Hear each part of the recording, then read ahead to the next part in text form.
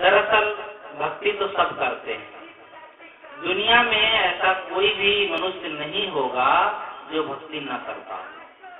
आप लोग कहेंगे अरे कहाँ हम भक्ति करते हैं, इसी गांव में 10-5 लोग भक्त हैं, बाकी तो सब ऐसे ही है। नहीं, वो भी भक्ति करते हैं। भक्ति में अंतर है। तो कोई बीड़ी की भी भक्ति करता होगा, कोई शराब की भी भक्ति करता होगा। भक्ति का मतलब प्रेम, श्रद्धा। कहीं जहाँ उसका प्रेम हो वही भक्ति करता है। कहीं ना कहीं अपने मन को आदमी जोड़े रहता है, इसलिए भक्त तो सब होते ही है। लेकिन जो संत सदगुरु से अपने मन को जोड़ता है उसका बेड़ा पार होता है, उसकी भक्ति करना चाहिए।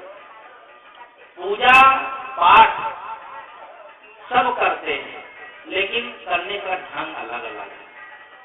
कोई देवता को लेकर के पूजा पाठ करते, कोई किसी मंदिर में जाता, कोई मस्जिद में जाता, कोई चर्च में जाता, कोई गिरजाघर में जाता है। सब अपने अपने ढंग से पूजा पाठ करते हैं। जब वेदव्यास से किसी ने पूछा कि ईश्वर की पूजा क्या है, तो उन्होंने सोचा यदि मैं किसी एक व्यक्ति का नाम लेता हूँ, श्री कृष्ण, श्री राम या शंकर जी, किसी देवी देवता का नाम लेकर कहूंगा कि इनकी पूजा करना सर्वश्रेष्ठ है, तो दूसरे वाले तो नाराज हो जाएंगे, करेंगे भी नहीं। राम भक्त क्यों कृष्ण की पूजा करने लगा? एक पत्नी थे तो पत्नी कृष्ण भक्त थी और पति राम भक्त। तो पति कहे चलो राम मंदिर में चलना है, हम नहीं जाएंगे, तुम जाओ, हम जाएंगे कृष्ण मंदिर। दोनों में तनातनी नहीं, भोजन एक साथ करें, रहे एक घर में, लेकिन मंदिर जाना हो तो अलग अलग, निपटता ही नहीं था। दोनों भक्त थे। एक बार गुरु जी के पास आए, कहा महाराज ये मेरे पति हैं ना, मुझे बहुत परेशान करते हैं। जब वो कहते हैं चलो राम मंदिर में, चलो राम मंदिर में, मैं तो कृष्ण की पुजारी हूँ, मैं तो कृष्ण भक्ति करती हूँ, मैं क्यों राम मंदिर में जाऊँ? हमने कहा समझ गए साहब, ये दोनों में ये राम और कृष्ण को लेकर के तनातनी है, और राम कृष्ण मिले इन दोनों को कोई किसी को नहीं है, ना तो दर्शन हुए हैं, बस अपने मन ही में तनातनी कर रखे हैं। तो उन्होंने कहा अच्छा ये बताओ, तुम्हारे घर में देवर हैं, जेठ हैं? हाँ सब हैं। कहा तो तुम भोजन बनाती हो तो अपने ससुर को, देवर को, जेठ को देती हो कि नहीं? कहा देती हूँ। और पति को? पति को भी सबको देती हूँ। इसी प्रकार से तुम समर्पित हो कृष्ण को, चलो कृष्ण को समर्पित हो, उन्हें अपना भगवान मानती हो, आराध्य मानती हो, ठीक है। तो भोजन तो जो सबको देती हो, तो इसी तरह से इनके साथ में राम मंदिर में चली जाओगी, हाथ जोड़ लोगी तो क्या घट जाएगा? अरे कहा इस तरह से कहे तो हम तो चली जाए। ये कहते हैं हमारे राम बड़े हैं, तब हम कैसे चली जाए? तो ये बड़े छोटे की कोई बात नहीं। तो वेदव्यास जी ने एक बहुत बढ़िया सूत्र कहा, और सार्वभौमिक जो सबके लिए है, वो किसी एक मत मजहब संप्रदाय के लिए नहीं है। ये संप्रदाय जो ऐसे होते हैं ना, यही दुख का कारण होते हैं। हम इस संप्रदाय में हम कबीरपंथी हैं, अब कबीरपंथी है तो दूसरे वाले कहते हैं वो कबीरपंथी, उनका सत्संग सुनने से क्या मतलब? हमारा तो पंथ दूसरा है, हम दूसरे सत्संग करेंगे। अरे सत्संग में भी पंथ नहीं जोड़ा जाता है। सत्संग तो सत्संग होता है, सत्य का संग, ज्ञान की चर्चा, धर्म की चर्चा, आत्म कल्याण की चर्चा जहाँ होती हो वो सत्संग है। वो किसका है? राधा स्वामी का है कि संत मत का है कि कबीर मत का है? इससे क्या लेना देना? लेकिन सब लोग ये अपनी मेड़ बांधे रहते हैं अलग अलग। ये सांप्रदायिकता बहुत फैलाती है।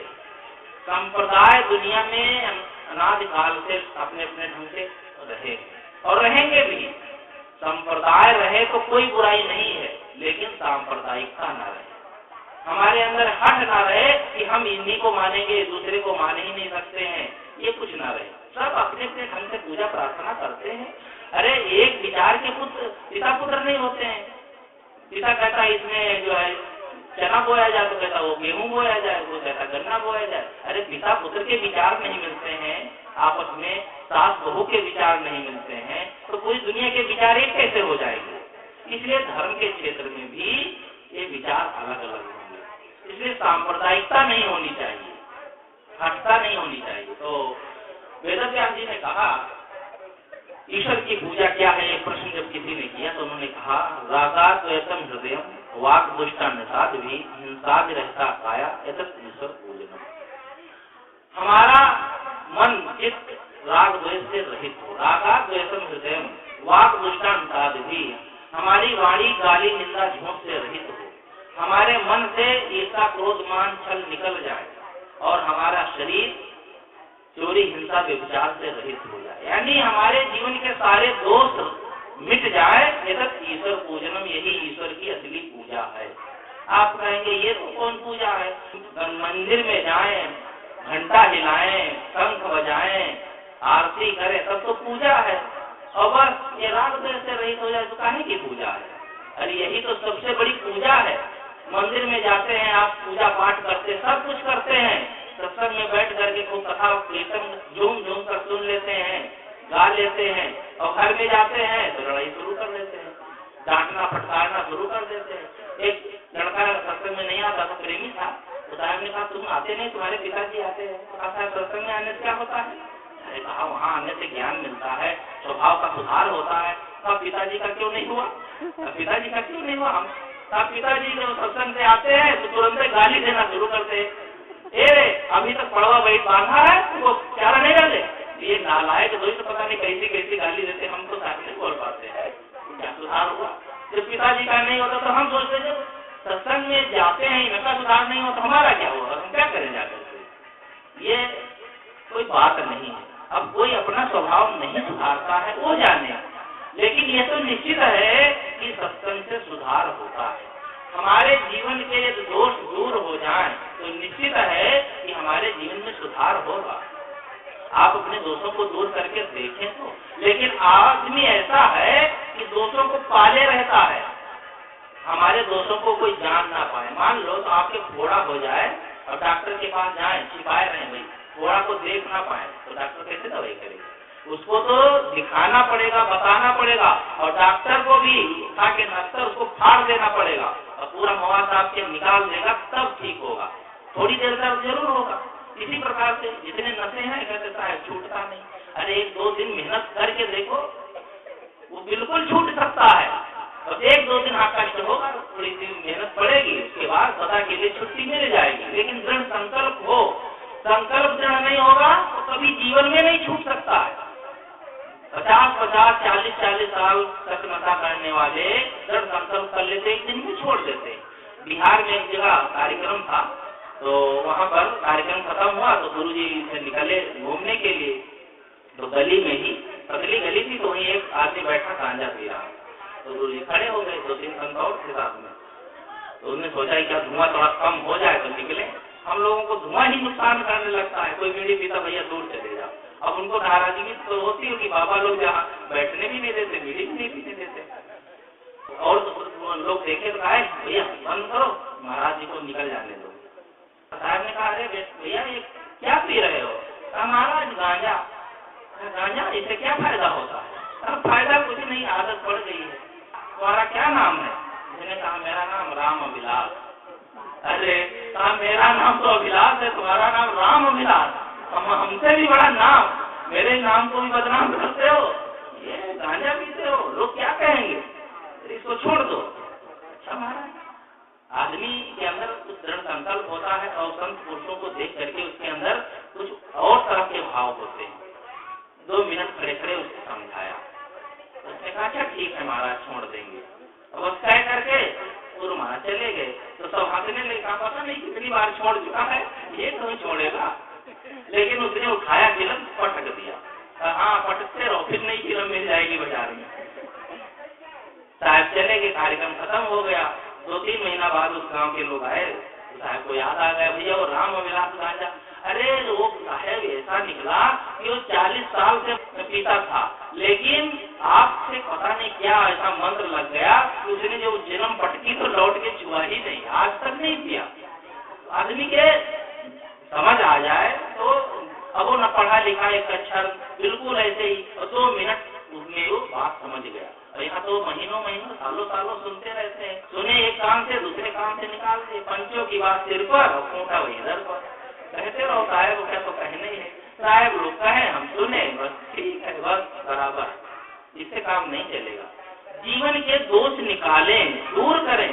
जब तक हम दोषों को दूर नहीं करेंगे इसीलिए जब कोई जाते हैं तो संतों के पास तो कहते हैं साहब ये परेशानी है, अपने दुख दर्द को संतों के पास कहना चाहिए, तब आपके दुख दर्द दूर होंगे। लेकिन हम तो छिपाए रहते हैं, छिपाए रहेंगे तो कैसे दोष दूर होंगे, कैसे दुर्गुण से मुक्त होंगे। वो उदाहरण आप लोग सुने होंगे, एक आदमी था, शाम के समय अपने ससुराल को चला, चलते चलते पैदल अंधेला हो गया और उसको रतौंधी आती थी तो अंधेले में तो ठीक से नहीं दिखता ना रतौंधी वाले को। तो जब पहुंचा गांव में तो अंदाजा तो लगा लिया ये हमारा ससुराल का मकान है, लेकिन दरवाजा खोज नहीं पाया तो पिछवाड़े पहुंच गया। वही कटोर रहा था छप्परों पर, तब तक उसका ताला निकला। अरे जीजा जी इधर क्या कर रहे हैं? अरे कहा कुछ नहीं, देख रहा हूँ छप्परों पर ठीक से बनाए हो कि नहीं। अब उसको दिखाई नहीं देता था दरवाजा, छप्पर थोड़े तोड़ता, अब उसको दिखाई नहीं दे तो उन्होंने कहा कोई बात नहीं जीजा जी, सामने दरवाजा तो उधर है, चलो। पकड़ के ले गया, बैठाया, भोजन वोजन माना। समाज आता है ना तो बढ़िया सेवा होती है, तो उसके लिए खीर पूड़ी सब्जी सब बनी, तो सब्जी पूड़ी तो खाने लगा और खीर रखी थी बगल में, उनके घर में बिल्ली पली थी, वो पास में आके बैठ गई। जब भगाया नहीं तो और निडर हो गई, पास में आके खीर खाने लगी। सास ने कहा अरे भैया खीर बिल्ली खा रही है, तुम भगाते भी नहीं। अरे कहा मैं सब देख रहा हूँ, अभी इसको मजा चखाऊंगा।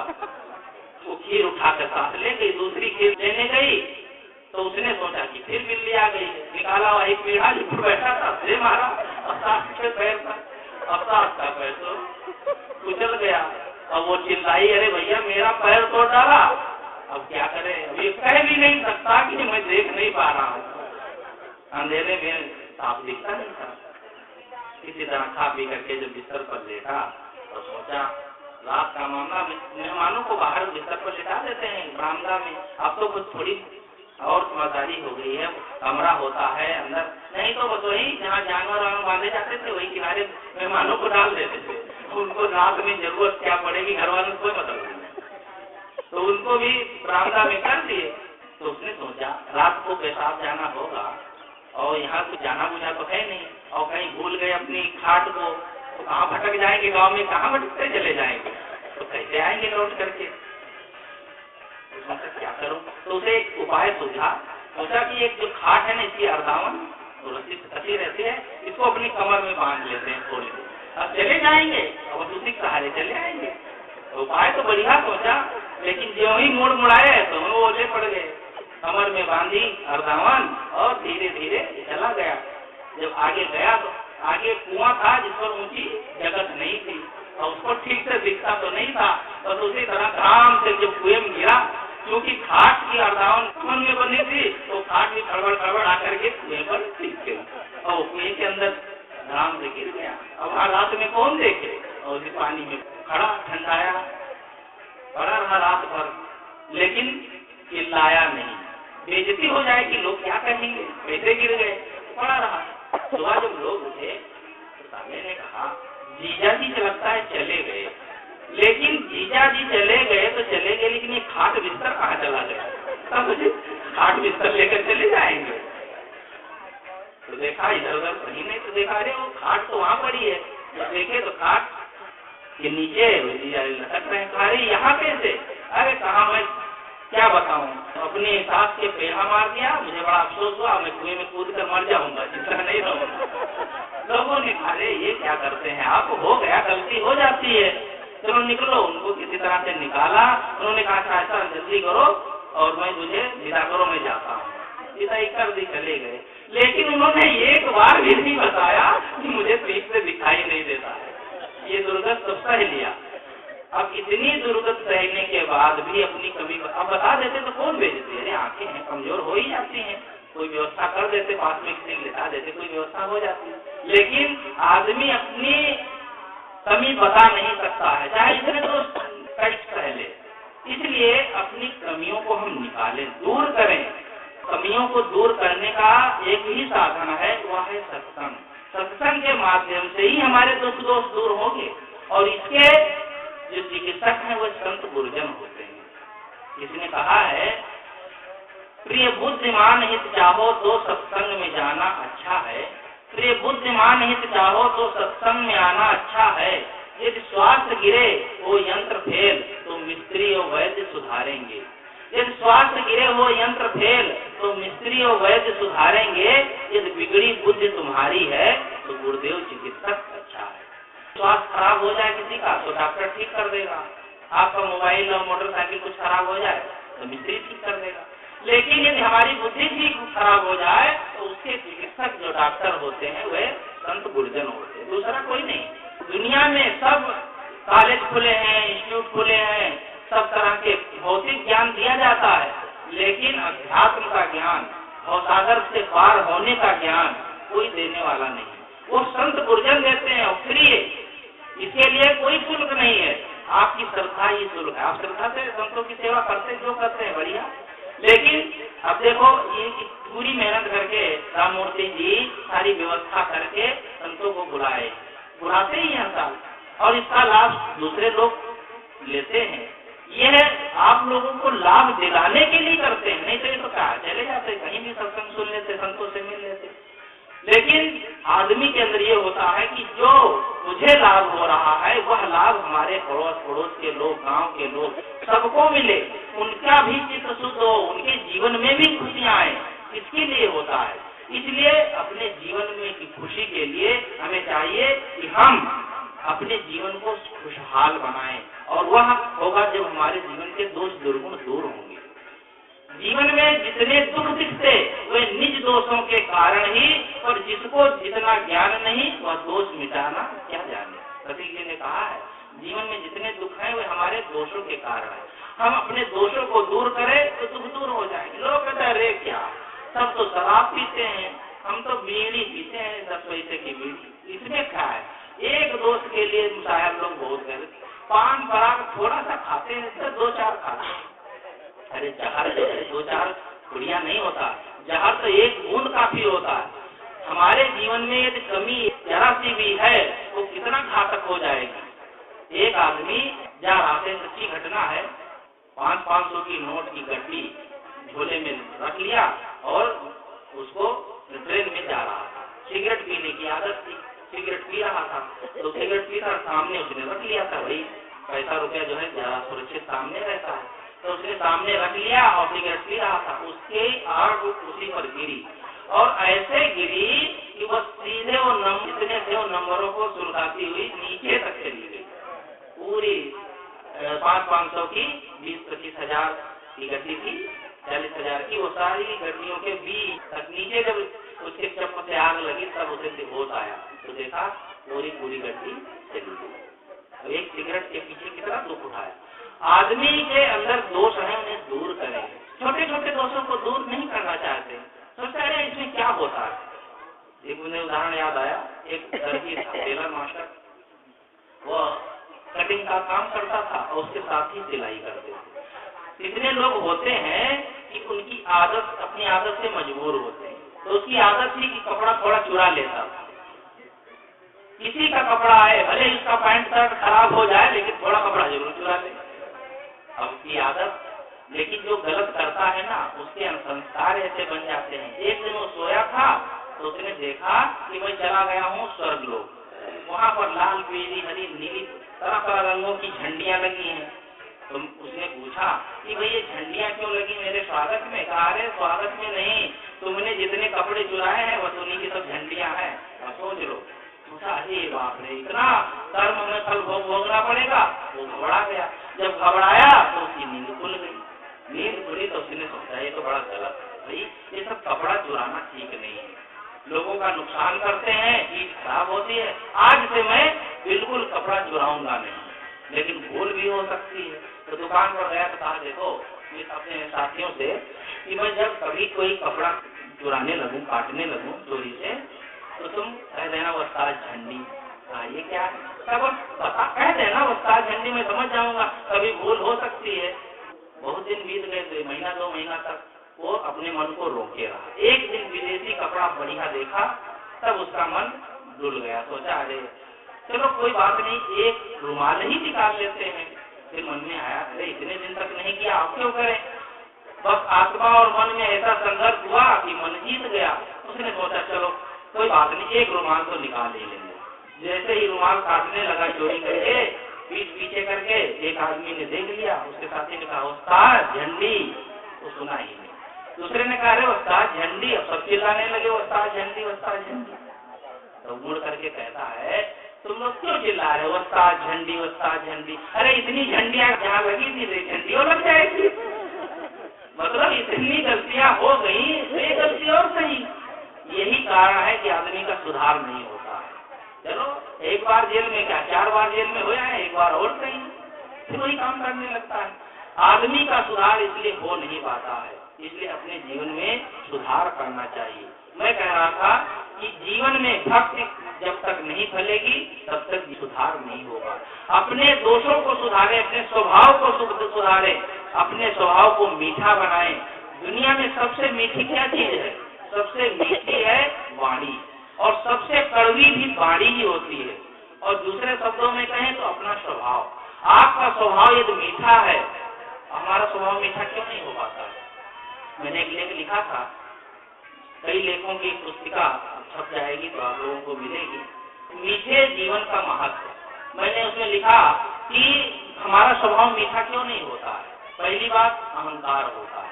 हम बड़े हैं, हम तो गुरु हैं, हम तो सास हैं, हम पिता हैं, वो तो मेरी बात क्यों ना माने? अरे बहू क्यों ना माने? हम सास हैं, अपना अहंकार होता।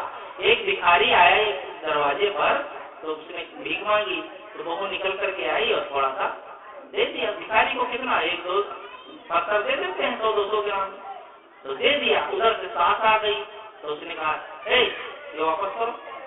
भिखारी ने वापस कर दिया। भाई भिखारी वापस दे दिया, चलने लगा, यहाँ आओ यहाँ आओ लो।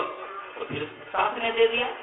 कहा मैया अरे तुम्हारी बहू ने दिया था तो तुमने वापस करा दिया और फिर तुमने दे दिया। कहा बहू कौन होती है देने वाली? अरे मालिक मैं हूँ, मैं दूंगी जिसको देना होता है। बहू कौन होती है? ये अहंकार होता है। बहू कह रहे बहू, अरे बहू कैसे कर सकती? मालिक तो मैं हूँ। इसी तरह पिता का सबका अपना अपना अहंकार होता है। ये अहंकार जो है हमको मीठा नहीं होने देता। उत्तेजना होती है तो भी मीठा नहीं। हम उत्तेजित हो जाते हैं थोड़ी थोड़ी बात में, किसी से गलती हो गई बस भवक पड़े। कांच का गिलास 10 पैसे का टूटेगा, लेकिन भवक पड़ेगा इतना कि महीना भर पिता पुत्र में बोलचाल नहीं होगी, इतनी उत्तेजना बढ़ जाती है। एक आदमी आया गुरु जी के पास इलाहाबाद में, गुरु जी 2 साल हो गए हैं हमारे बेटे से हमसे बातचीत नहीं। बेटा सर्विस करता है और ये कहीं घर में रहते हैं, जब बेटा आता है तो हम कमरे से बाहर चले जाते हैं, और 2 साल से अभी पिता और पुत्र में बातचीत नहीं हुई है। साहब ने कहा तुम लोग नरक में जी रहे हो क्या? अरे एक साथ रहते हो कुछ नहीं बोलते हो? तो कहा कभी बहुत जरूरत होती तो लिख करके उसकी मेज पर रख देता हूँ, लेकिन बोल नहीं सकते ना वो बोलता है। अब बताओ ऐसा कोई जीवन है पिता पुत्र में बातचीत भी ना हो? इसलिए अपने जीवन को हम मीठा बनाएं, उत्तेजना रहित, अहंकार रहित। अहंकार उत्तेजना रहित हम रहेंगे तब हमारा जीवन मीठा होगा। इसलिए अपने जीवन में मिठास घोलें, और सब बातों पर फिर अगले सत्रों में चर्चा होगी।